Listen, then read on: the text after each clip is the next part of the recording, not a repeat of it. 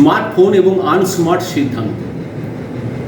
নতুন যে কোনো কিছুই শিশুদের কাছে অনেক আকর্ষণীয়, আর তা যদি হয় ইন্টারনেট সংযোগ সহ স্মার্টফোন, যার মধ্যে একই সঙ্গে গান, গেমস, কার্টুন, ফানি ভিডিও সহ শিশুদের পছন্দনীয় প্রায় সব কিছুই আছে, তাহলে তো কথাই নেই। নগরায়ন ও শিল্পায়নের এই যুগে এসে আমরা সবাই ব্যস্ত হয়ে পড়ছি।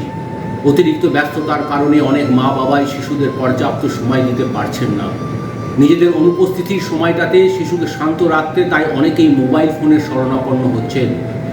আপনি হয়তো আপনার পাশে বসে ছোট বাচ্চাটা খুবই দুষ্টুমি করছে, বাচ্চাকে শান্ত রাখার জন্য তার হাতে স্মার্টফোন বা ট্যাব ধরিয়ে দিলেন। গান, কার্টুন বা মজার ভিডিও ছেড়ে দিয়ে তাকে নিমেষেই শান্ত করে আপনি আপনার কাজে মনোনিবেশ করলেন। আপনার আমার সবার বাসাতেই এই চিত্র এখন নিত্যদিনের। স্মার্টফোনের কল্যাণে শিশুদের শান্ত রাখা, খাওয়ানো, এমনকি বর্ণমালা ও ছড়া শেখানোর কাজটি মা বাবার জন্যে অনেক সহজ ও স্বস্তিদায়ক হয়ে উঠেছে। বিপরীতে স্মার্টফোনের ওপর নির্ভরতা বাড়ছে শিশুদের, আর এই নির্ভরশীলতায় হয়তো আমাদের অজান্তে শিশুদের জন্য ভয়াবহ বিপদ ডেকে নিয়ে আসছে। অথচ আমরা কি তা নিয়ে ভাবছি? ডাক্তারি গবেষণার মতে স্মার্টফোনের অতি ব্যবহারে শিশুর মানসিক বিকাশ মারাত্মকভাবে ক্ষতিগ্রস্ত হয়। শিশুর চিন্তা ও কল্পনা শক্তি ধীরে ধীরে স্মার্টফোনের রঙিন পর্দার গণ্ডিতে আটকা পড়ে যায়।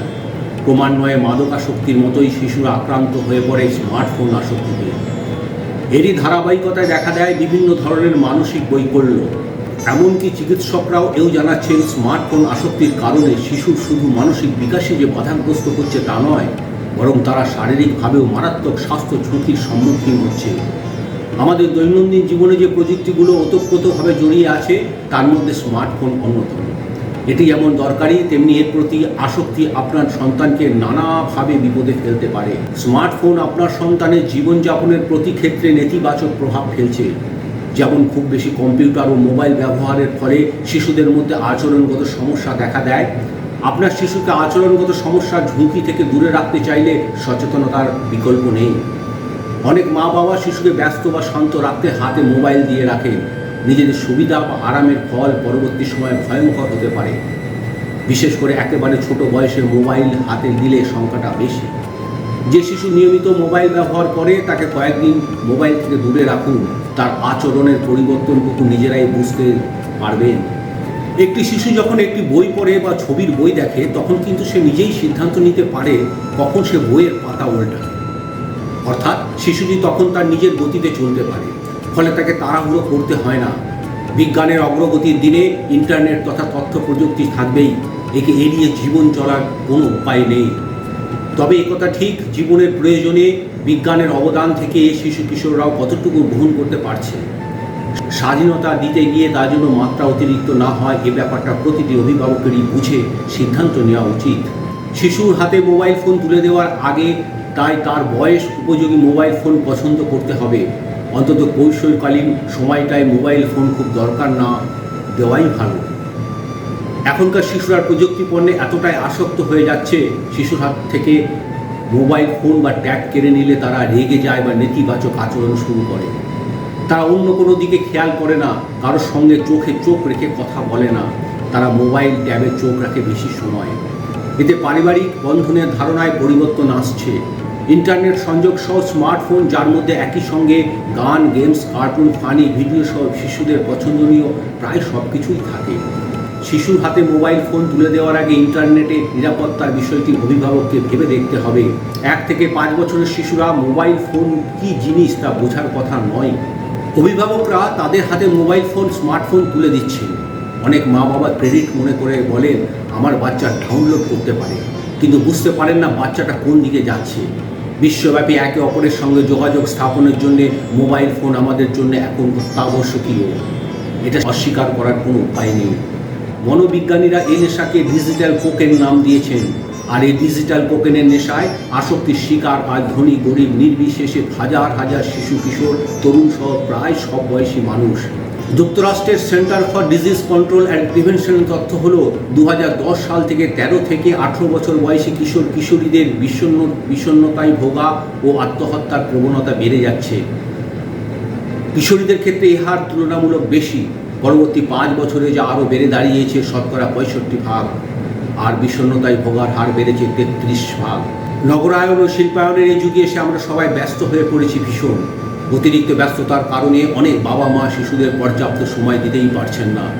নিজেদের অনুপস্থিতির সময়টাতে শিশুকে শান্ত রাখতে তাই অনেকেই মোবাইল ফোনের শরণাপন্ন হচ্ছে। ভবিষ্যৎ কী হবে ভেবে দেখা হচ্ছে না, ফলে মা বাবার প্রতি, ভাই বোনের প্রতি ইমোশন কমে যাচ্ছে। শিশুদের বিভিন্ন ধরনের চোখের সমস্যা দেখা দেয়, বন্ধু বান্ধব এবং আত্মীয় স্বজনের সঙ্গে দূরত্ব সৃষ্টি হয়। এছাড়া স্কুলের রেজাল্ট দিন দিন খারাপ হতে থাকে। প্রযুক্তির উন্নতির সঙ্গে সঙ্গে অনেক প্রাপ্তবয়স্ক ইন্টারনেটের প্রতি আসক্ত হয়ে পড়ছেন। ফেসবুকের এই যুগে তা যেন আরও বেড়ে চলেছে ফেসবুকের নেশা। গবেষকদের মতে এই জন্য দায়ী স্মার্টফোন ও প্রযুক্তি পণ্যের অতিরিক্ত ব্যবহার, এমনকি সোশ্যাল মিডিয়ার অতিরিক্ত ব্যবহার বাস্তব জীবন থেকে আলাদা করে ফেলতে পারে। প্রযুক্তি আমাদের প্রয়োজন, কিন্তু প্রয়োজনটা যেন ক্ষতিকর পর্যায়ে নিয়ে না যায়। প্রযুক্তি কি আগামী দিনে আমাদের নিয়ন্ত্রণ করবে, না আমরা প্রযুক্তিকে নিয়ন্ত্রণ করব? আজকে শিশু কিশোররাই আগামী দিনের ভবিষ্যৎ। ভবিষ্যৎ প্রজন্মকে খোলা মাঠে খেলাধুলা করার ব্যবস্থা করতে হবে। শহরের বাস্তবতায় সে সুযোগ কম, তাই বলে কি তাদের শৈশবের দুরন্তপনা থেমে যাবে? এমনকি মা বাবার সঙ্গে দূরত্বের কারণে সন্তান ইন্টারনেটের প্রতি আসক্ত হয়ে পড়তে পারে। তাই তাকে সময় দিতে হবে। জাতির স্বার্থে তাই তাদের অধঃপতনের দুয়ার থেকে ফিরিয়ে আনতে হবে। জাতির সমৃদ্ধ ভবিষ্যৎ গড়তে হলে শিশু কিশোরদের সুনাগরিক হিসাবে গড়ে তুলতে হবে।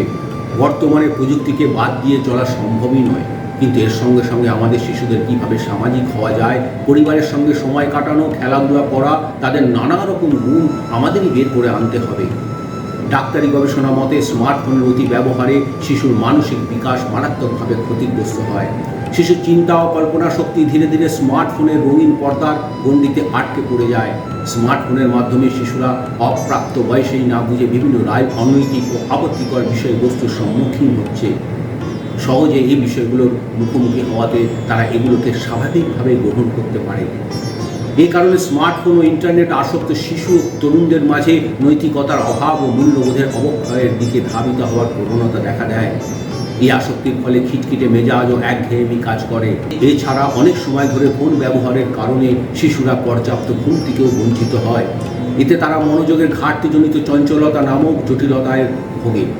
মনে রাখতে হবে, স্মার্টফোন তথা ইন্টারনেট আসক্তি শিশুর স্বাভাবিক বিকাশে বাধা দেয়, শিশুর ধৈর্য ও মনোযোগ কমিয়ে দেয়। স্মার্টফোনের মাধ্যমে শিশুরা অপ্রাপ্ত বয়সেই না বুঝে বিভিন্ন অনৈতিক ও আপত্তিকর বিষয়বস্তুর সম্মুখীন হয়। সহজে এই বিষয়গুলোর মুখোমুখি হওয়াতে তারা এগুলোকে স্বাভাবিকতাভাবেই গ্রহণ করে। এই কারণে স্মার্টফোন ও ইন্টারনেটে আসক্ত শিশু তরুণদের মাঝে নৈতিকতার অভাব ও মূল্যবোধের অবক্ষয় অপেক্ষাকৃতভাবে অনেক বেশি দেখা দেয়।